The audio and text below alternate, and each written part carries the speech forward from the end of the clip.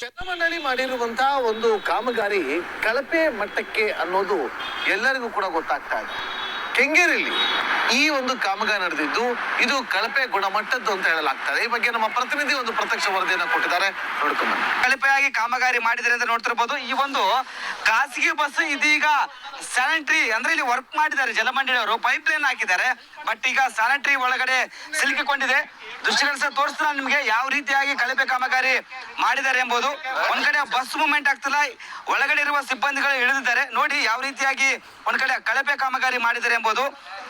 ಒಂದು ವಾರ ಹಾಕಿಲ್ಲ ಈ ಒಂದು ಕಾಮಗಾರಿ ಮಾಡಿ, ಆದ್ರೂ ನೋಡಿ ಎಷ್ಟು ಕಳಪೆವಾಗಿದೆ. ಒಂದ್ ಕಡೆ ಬಸ್ ಸಿಲುಕಿಕೊಂಡಿದೆ. ಈಗ ಬಸ್ಸನ್ನ ತೆಗೆಯೋಕೆ ಹರಸಾಹಸ ಪಡ್ತಿದ್ರೆ, ಒಂದ್ ಕಡೆ ನೋಡ್ತಿರ್ಬೋದು, ತೋರಿಸ್ತಾ ಇದ್ದಾರೆ ಯಾವ ರೀತಿ ಕಳಪೆ ಕಾಮಗಾರಿ ಮಾಡಿದ್ದಾರೆ ಎಂಬುದು. ಮಾತಾಡಿಸ್ತೀವಿ ಸರ್, ಏನ್ ಸರ್ ಇಷ್ಟು ಕಳಪೆವಾಗಿ ಮಾಡಿದ್ದಾರೆ ಜಲಮಂಡಳಿ ಅಧಿಕಾರಿಗಳು ಅಂತ?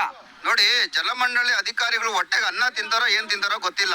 ಜನರ ಜೀವದ ಜೊತೆಗೆ ಆಟ ಆಡ್ತಾ ಇದ್ದಾರೆ. ಇಲ್ಲಿ ನಮ್ಮದೇ ಮಕ್ಕಳು ಬೇರೆಯವರ ಮಕ್ಕಳಾದ್ರೂ ಬಿದ್ದು ಇವ್ ಸ್ಕೂಲ್ಗೆ ಹೋಗುವ ಸಮಯ ಇದು. ಬಿದ್ದು ಸತ್ತಿದ್ರೆ ಯಾರು ಹೊಣೆ?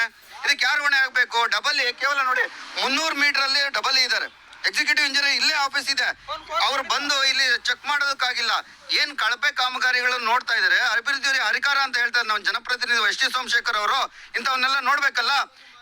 ತಕ್ಷಣ ಈ ಅಧಿಕಾರಿಗಳನ್ನು ವಜಾ ಮಾಡಬೇಕು. ಮತ್ತೆ AEAEE ಅನ್ನ ಸಸ್ಪೆಂಡ್ ಮಾಡಿ ಅವ್ರನ್ನ ಮನೆಗೆ ಕಳಿಸ್ಬೇಕು. ಇಲ್ಲಿ ಕೆಲಸ ಮಾಡೋದಿದ್ರೆ ನಮ್ಮ ಯಶವಂತಪುರ ಕ್ಷೇತ್ರದಲ್ಲಿ ಇರ್ಲಿ, ಇಲ್ಲ ಅಂದ್ರೆ ಖಾಲಿ ಮಾಡ್ಕೊಂಡು ಬೇರೆ ಕಡೆ ಟ್ರಾನ್ಸ್ಫರ್ ಮಾಡ್ಕೊಂಡಾದ್ರೂ ಹೋಗ್ಲಿ ಅಂತ ನಾನು ಇಲ್ಲಿ ಆಗ್ರಹಿಸ್ತಾ ಇದ್ದೀನಿ. ನೋಡ್ತಿರ್ಬೋದು ಯಾವ ರೀತಿ ಕಳಪೆವಾಗಿ ಮಾಡಿದ್ದಾರೆ. ಒಂದು ವಾರ ಹಾಕಿಲ್ಲ ಇಲ್ಲಿ ಜಲಮಂಡಳಿ ಅಧಿಕಾರಿಗಳು. ಒಂದ್ ಕಡೆ ಪೈಪ್ ಲೈನ್ ಆಗಿದೆ, ಪೈಪ್ ಲೈನ್ ಹಾಕಿ ಈಗ ಸ್ಲ್ಯಾಬ್ ಹಾಕಿದ್ದಾರೆ. ನೋಡ್ತಿರ್ಬೋದು ಕಾಂಕ್ರೀಟ್ ಸ್ಲ್ಯಾಬ್ ಹಾಕಿದೆ. ಯಾವ ರೀತಿ ಹಾಕಿದ್ದಾರೆ ನೋಡ್ತಿರ್ಬೋದು ನೀವು.